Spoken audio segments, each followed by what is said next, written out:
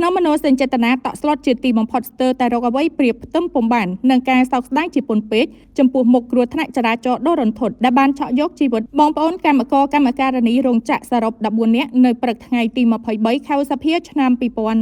2026នៅក្នុងភូមិសាស្ត្រខេត្តកំពង់ឆ្នាំងនិងខេត្តស្វាយរៀងសម្ដេចគតិប្រិទ្ធបណ្ឌិតបូរ៉ានីហ៊ុនសែនប្រធានកាកបាទក្រហមកម្ពុជាបានសម្ដែងនូវក្តីគោរពរំជួលចិត្តឥតឧបមានិងសូមឧទ្ទិសបួងសួងដល់ដួងវិញ្ញាណក្ខន្ធសពទាំងអស់បានទៅកាន់សុគតិភពកំបីឃ្លៀងឃ្លាតឡើយជាក់ស្ដែងភ្លាមនៅល្ងាចថ្ងៃទី23ខែឧសភាសម្ដេចគតិប្រិទ្ធបណ្ឌិតបូរ៉ានីហ៊ុនសែនបានចាត់ឲ្យគណៈប្រតិភូកាកបាទក្រហមកម្ពុជាដឹកនាំដោយឯកឧត្តមយូឡាណាអគ្គលេខាធិការរងទី2ចូលរួមរំលែកទុក្ខដោយផ្ទាល់ជាមួយនឹងក្រុមគ្រួសារសពកម្មករកម្មការិនីចំនួន9នាក់ដែលរងគ្រោះនៅភូមិសាស្ត្រភូមិសាលាលេខ5ឃុំអូរឫស្សីស្រុកកំពង់ត្រឡាចខេត្តកំពង់ឆ្នាំងហើយដែលពិធីបុណ្យសពបានធ្វើរួមគ្នានៅក្នុងស្រុកកំពង់ត្រឡាចខេត្តកំពង់ឆ្នាំងគណៈប្រតិភូនឹងបន្តចូលរួមរំលែកទុក្ខជាមួយនឹងក្រុមគ្រួសារសពកម្មករកម្មការិនី5រូបទៀតដែលរងគ្រោះថ្នាក់នៅក្នុងភូមិសាស្ត្រក្រុងស្វាយរៀងខេត្តស្វាយរៀងហើយដែលពិធីបុណ្យសពធ្វើឡើងនៅស្រុកកំណើតក្នុងភូមិព្រៃក្រាំងឃុំព្រៃពូនស្រុកកំពង់ត្របែកខេត្តព្រៃវែង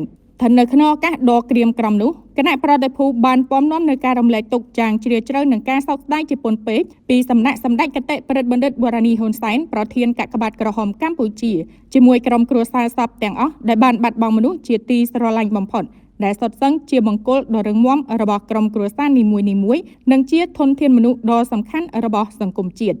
ជាមួយគ្នានេះដើម្បីចូលរួមសម្រាលទុក្ខលំបាកក្នុងជីវភាពគ្រួសារសម្ដេចគតិប្រិទ្ធបណ្ឌិតបូរ៉ានីហ៊ុនសែនក៏បានចូលរួមបុណ្យសពដល់គ្រួសារនីមួយៗនៅគ្រឿងឧបភោគបរិភោគនិងថវិកា4លានរៀលដែលឡែកចំពោះអ្នករងរបួសដែលកំពុងសម្រាប់ព្យាបាលនៅតាមបណ្ដាមន្ទីរពេទ្យនានាកាកបាទក្រហមកម្ពុជានឹងចុះសួរសុខទុក្ខជាបន្តបន្ទាប់សកម្មភាពនេះឆ្លុះបញ្ចាំងយ៉ាងច្បាស់ពីស្មារតីមនុស្សធម៌ដ៏រស់រវើកនិងការឆ្លើយតបដ៏ទាន់ពេលវេលារបស់កាកបាទក្រហមកម្ពុជាចំពោះទុក្ខសោករបស់ប្រជាពលរដ្ឋដោយឈរទៅលើគោលការណ៍ទីណាមានទុក្ខលំបាកទីនោះមានកាកបាទក្រហមកម្ពុជា